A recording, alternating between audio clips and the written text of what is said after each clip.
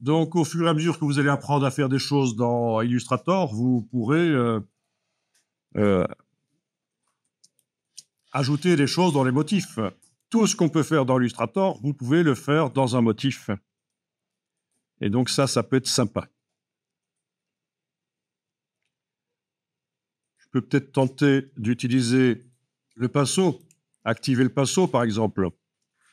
Quoique, le crayon offre aussi des possibilités. On va peut-être rester avec le crayon en fait.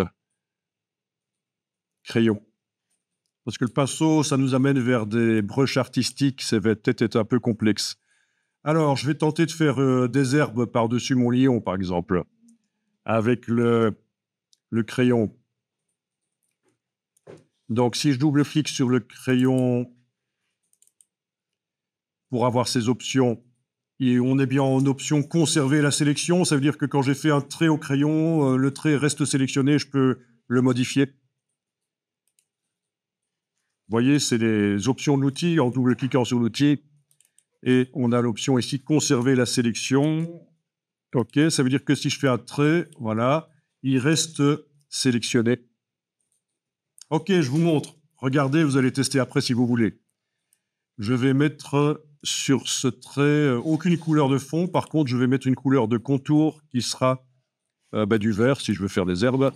Voilà. OK. Par la palette contour, menu fenêtre, contour. Elle est là. Je vais aller modifier l'épaisseur. Voilà. Et alors, ce qui est intéressant, c'est que ici en bas, vous avez les profils de contour. Et vous pouvez choisir que ce soit différent. Voilà. Pour faire des espèces d'herbes, pourquoi pas.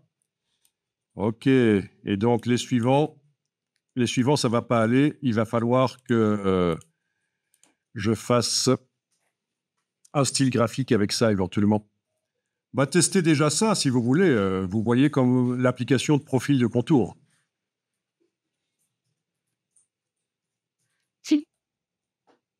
Donc, quand vous avez fait votre trait au crayon, oui, j'aurais pu aller aussi, bien sûr, dans la barre d'options. On a aussi les profils, l'épaisseur.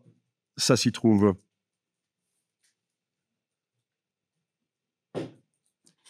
Another scene was it like they used to look at it and it's not feel like this. Donc, je vais m'occuper de faire plusieurs herbes. Regardez, vous allez tester après. Je vais verrouiller. Donc, j'appuie sur cette colonne-là pour l'étoile, le lion et l'étoile. J'appuie, je bouge, ça verrouille. Comme ça, je ne vais pas les sélectionner par erreur. Ils sont verrouillés. Avec la flèche noire, le trait que j'ai fait là précédemment doit être sélectionné. Et dans la palette des styles graphiques, je vais créer un style. Menu fenêtre, style graphique. On l'a déjà utilisé, la palette style graphique. Menu fenêtre, style graphique, les voilà. Je vais ici créer un style. Regardez d'abord, vous allez tester après. Voilà, le style graphique est fait.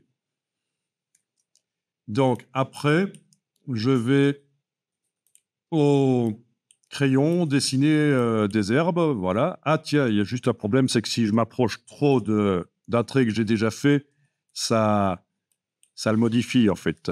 Ça peut arriver. Bon, c'est pas très grave. Voilà. Puis, j'englobe tout ça. Ils sont sélectionnés, mes traits de crayon, vous voyez. Et donc, l'étoile, le lion et l'autre étoile ne sont pas sélectionnés parce que je les ai verrouillés. C'est ça qui est bien pratique. Et il suffit que j'applique maintenant le style graphique et voilà.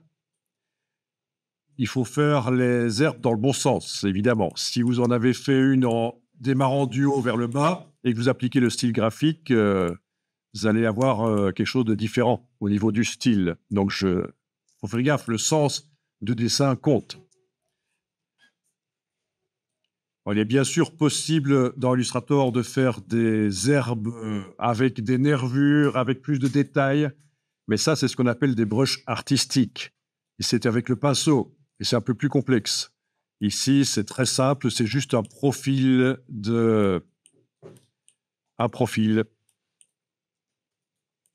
You collect a Steve. Mais, j'ai compris que c'est pas votre honesté. Alors, ce qui t'est arrivé,